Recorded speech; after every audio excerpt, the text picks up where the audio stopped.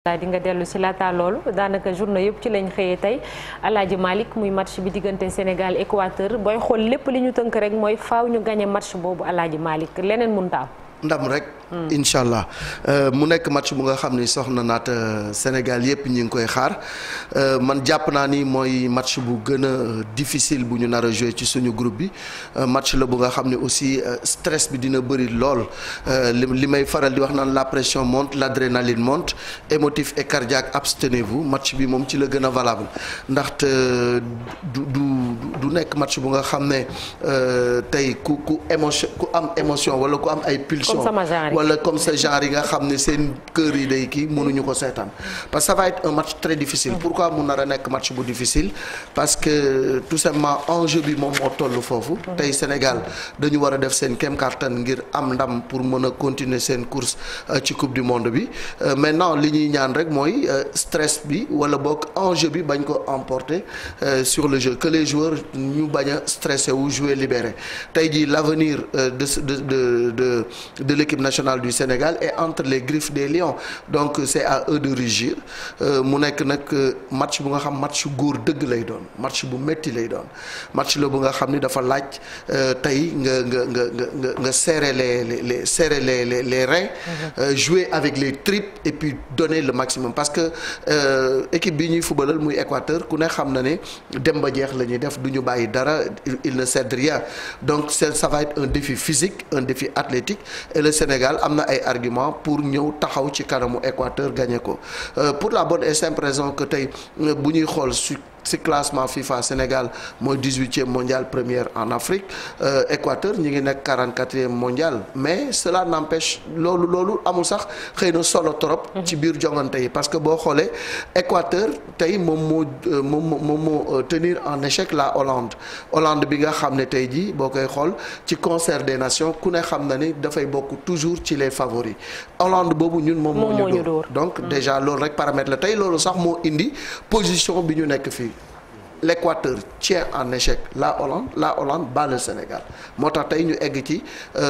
gagner wala ñibbisi mais moi j'ai bon espoir que sur le papier honnêtement ñaari équipe yi Sénégal am na tuuti lu nga xam ne ëppale na ko Équateur maintenant il faudra être très patient parce que match la bu nga xam ne parax ak rabax ak bëgg a gagner tout de suite du ko régler il faut jouer avec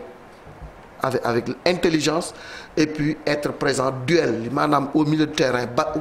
waruñu leen may dara parce que foofu la match bi nekk tey jii la bataille du milieu sera décisive et maintenant nos attaquants aussi il faut que ñu serein devant le but teel a yeewi peuple sénégalais bi parce que le peuple tey jii bu may wax ci nen la ñu toog mais moi j'ai bon espoir j'ai des sensations qui me permettent de garder espoir et je pense que cette équipe là du Sénégal est capable de battre l'Équateur ça je n'en disconviens pas l'Afrique s'est réveillée et le champion d'Afrique va poursuivre sa course inchallah. Marcel, on a vu Gustavo Alfaro nee na ñoom bëgguñu sax nul gagné ñu ci boppam lañ bëgg et puis c'est le même objectif pour nous wax ji nag mooy ndax dina yomb. Non mënul yomb moom coupe du monde moom déjà du premier au dernier match match yi mënul yomb sagantuma ak match bi nga xamante ne match décisif la donc Équateur pour mu gën a wóor ci ñoom en tout cas victoire la ñu bëgg même pas un match nul même si match nul bi da leen di qualifier directement. waaye day firndeel rek ne ñoom tamit appréhender nañ match bi de façon vraiment assez compliquée ndaxte wax na ko jàpp na ne Sénégal moom moo gën a ay Équateur maintenant nag mën nañ jàpp ne tamit mbir bi yëpp ci communication le tout dépendra du match nu muy nar a présenté woo benn instant xëy na dinañ bëgg jouer le match nul pourquoi pas ñoom seen wàllu bopp waa Équateur donc loolu waral je pense que mbir bi communication surtout là au fur et à mesure que ñuy dugg ci match bi ñuy gën a dem à la fin du match dinañ mën a xam naka la ñuy aborder li nga xamante ne moom mooy résultat final bi ni ko Malick waxee la rek je pense que c'est un match d'homme. Il faudra vraiment montrer il faudra des guerriers et donc pour ce faire ñu romb li nga xamante ne moom mooy li ñu wone jusqu'à présent même si c'est pas un bilan négatif quand même depuis le début de la Coupe du Monde donc ñu gën a yokk li nga xamante ne moom mooy xarañte bi gën a yokk li nga xamante ne moom mooy intensité dans le jeu et surtout comme dañoo soxla impérativement une victoire entre autres ñu mettre les bouchées doubles sur ci li nga xamante moom mooy secteur offensif bi la dernière fois dugal nañ ñetti but contre le Qatar c'est bon c'est au moins dugal nañ ñetti but daluñu woon depuis 2002 ci benn match donc c'était contre l'Uruguay ñu dugaloon ñetti but ci benn match donc sur le plan offensif faudra qu'on mette les bouchées doubles comme ni ma ko waxee ndaxte dañoo soxla gagner match bi et surtout ne faire en sorte de ne pas encaisser de but parce que le syndrome commence à devenir quand même assez ahurissant ndax depuis 2002 suñu premier match contre la France la ñu am benn clean sheet depuis lors si suñu ñetti participation Coupe du Monde on a toujours encaissé au moins un but donc fexe ba ne pas en encaisser tey tamit dina ci baax. Et puis Chérif ils ont un joueur Équateur boo xam ne il a marqué 3 buts n'est-ce pas. Valencia. Voilà c'est ça. Valencia la waaw moom fi mu toll mi ngi. nii c'est le meilleur buteur du mondial. dugal na ñetti but. moom moo ëpp. moom dañ koy daajiwaat rek. co-meilleur buteur Mbappé aussi. co-meilleur buteur ok. bon li am solo mooy je pense que boo dégloo discours yi. commencé que ci sélectionneur bi ak joueurs yi ñoom it xam nañ enjeu match bi parce que c'est vrai que le peuple mi ngi derrière on a envie gagner qualifier mais ñoom ñooñu gën a qualifier parce que lu ci am aussi seen ñoom ñoo koy jël en tant que dividende ci li nga xamante ne mooy wàllu football parce que bu dee joueurs yi tam bëgg nañ quand même ñi amul club wala ñi amul écrire leur propre histoire te man am naa ci njort lu rafet na wax dëgg yàlla am tey gars yi dinañ kam am taxawaay bu am solo ci terrain ba parce que comme ni ñu ko waxee 20 ans après aussi Sénégal mën a au moins ak Afrique am yaakaar ni dinañ weesu ci premier tour yi weesu sax ni naan 8e de finale Équateur c'est vrai que équipe bu mag la loolu kenn mënu ko werante parce que li ñu fi wane aussi ci groupe bi ci wàllu discipline de jeu ci wàllu aussi solidarité loolu moom moo leen mën a may ñu daal di génn fii parce que contre la Hollande équipe mel ni Hollande mëne la nga daal di déjà fayu ba mënoon ko sax gagné am na noonu demee sax ñoo dominé woon li nga xamante ni mooy voilà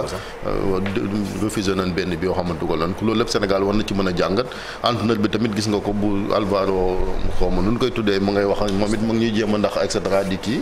loolu voilà bu Équateur loolu lépp justement jéem a sóoraal li nga xam ne mooy équipe bu Sénégal genre respect rek bu ñu def ci ñun la mais nan xam ne aussi ñun ñoo leen gën a soxla li nga xamante ne moom mooy victoire bi ngir mën a qualifier Sénégal ci match préparation yi yàgg naa football quand même chaque mondial ñu am tase ak équipe Amérique du Sud à part ñi nga xamante ne mooy waa Colombie ñu fi gagné woon ci mondial bii passé te ku ne xam ne affaire yi demee am nañu yaakaar nañ yàgg nañ cee génn ci Coupe du monde yëpp vous avez rappelé affaire waa Uruguay la même chose aussi ban fi demee ñun ñoo leen seex jiitu woon daataa ñoom ñi nga xamante ñoom ñuy égaliser ak yu ni mel donc match bi en tout cas war nañ koo gagné mais aussi ñun mën nañoo nul aussi qualifiant loolu aussi gars yi dañ koy fàtte ci wàllu calcul la nag mën na bu ne rek bu gars yi ne moo indi sax que match yi ñu koy jouer en même temps mën na waaw parce que bu dee imaginer Qatar wulli tey Pays-Bas Sénégal nul mais mën naa yàlla bu mu doon dëgg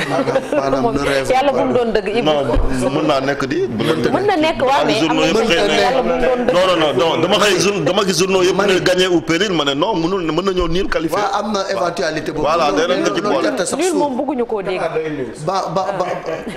ñu bàyyi ci dëkk ba Hollande sax ñoo mën Qatar nañ wax leneen ñun nan gagné rek. man damay paraphraser chef de l'État ci kaddu yi mu yëkkati donc nee na mën na nekk donc lu mën a nekk la. day nekk sax incha allah cri de guerre bi mooy dem leen ba jeex donc Sénégal est derrière toute cette équipe nationale à l'image de tous les Africains parce que man li ma gën a neex ci coupe du monde bi. mooy mobilisation bi ma gis africain yi derrière leur équipe nationale. que ce soit le Maroc Ghana ou Cameroun ku ciy football dafay mel ni benn dëkk la donc loolu c'est important. leneen li mooy bon je pense que sur le papier comme ni ko Malick waxee léegi donc et même en se référant au classement FIFA gis nañ ne Sénégal moo am benn avantage mais nag tout se joue sur le terrain ñaan rek xale yi nekk seen jour tey.